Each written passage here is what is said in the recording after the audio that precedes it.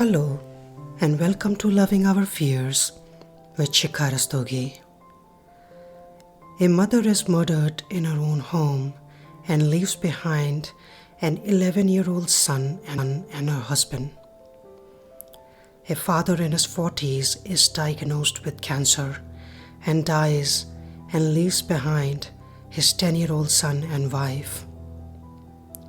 A medical mistake ends up killing a 52-year-old father who leaves behind 3 kids. A woman spends years of her life trying to bring a baby into this world. COVID kills both kids in a family, leaving behind just the parents. A woman is forced to live her life in pain because of two car accidents.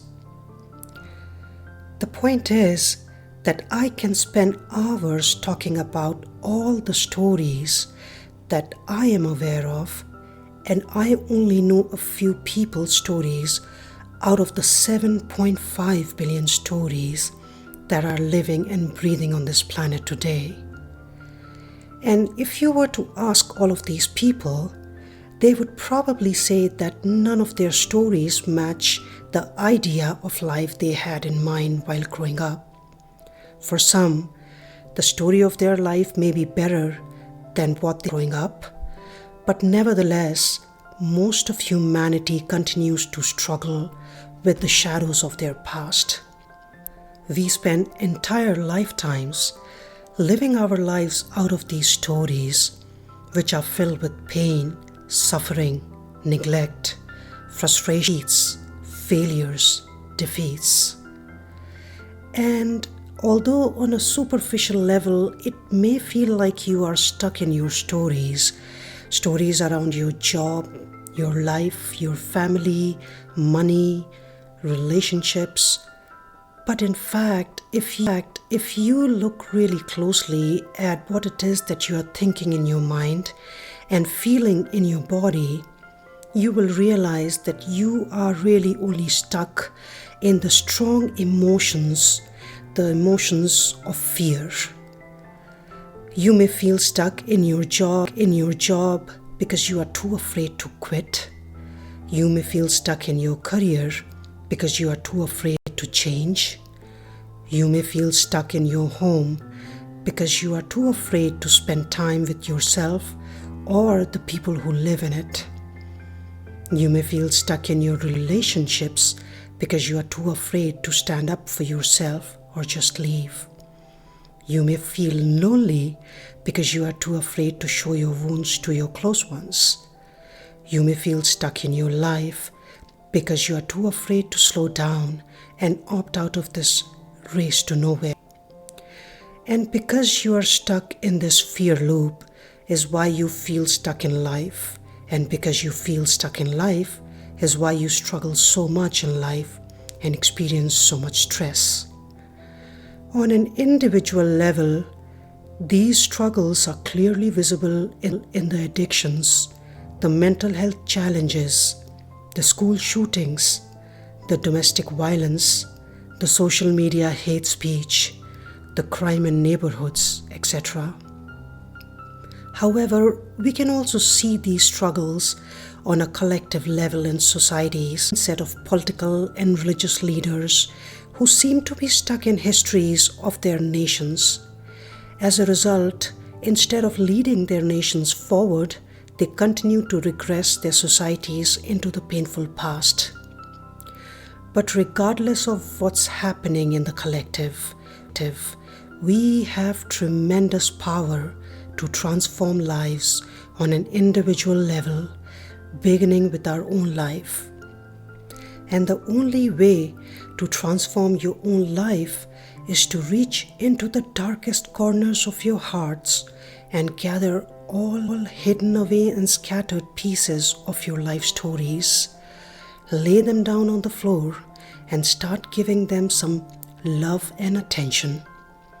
Start by visualizing and sitting with that kid or that adolescent or maybe even that young adult who lived through that story.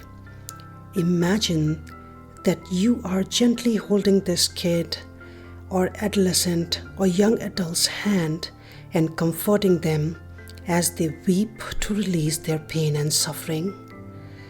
As an example, those who are experiencing mental health challenges like anxiety have created a narrative around how they are anxious people because they suffer from anxiety, and no matter what they do, they can't seem to let this anxiousness go. But what happens when you label yourself as an anxious person is that you start identifying with that anxious behavior more and more. You start experiencing and expecting yourself to be anxious more and more, and as a result, you spend more time reading articles and listening to speakers that talk about. So instead of letting go of the anxiety that you're experiencing, you get more and more drawn into it and are unable to break the cycle when the only thing you ever needed to do to let go of your anxiety was to accept the fact that you do get anxious from time to time, and also that it's completely human to feel the way you feel from time to time. Although our stories, when put together, is what makes up our life, but our stories are just that, stories which are created by our minds to make sense of life, to make sense of death after life, to make sense of grief and pain and suffering, to make sense of everything that happened to us or didn't happen to us in our lives so far. Our stories are a way for our minds to rationalize life, come up with answers to all the things that humanity doesn't have any answers for.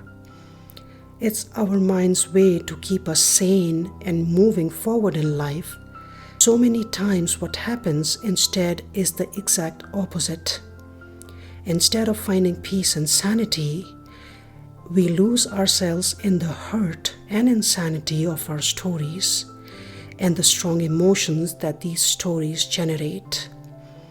And we are stuck in these strong emotions because we never took the time to feel them and release them. We just continued to brave forward until we couldn't anymore. So the question is, are you ready to finally start letting go of your stories and the emotions behind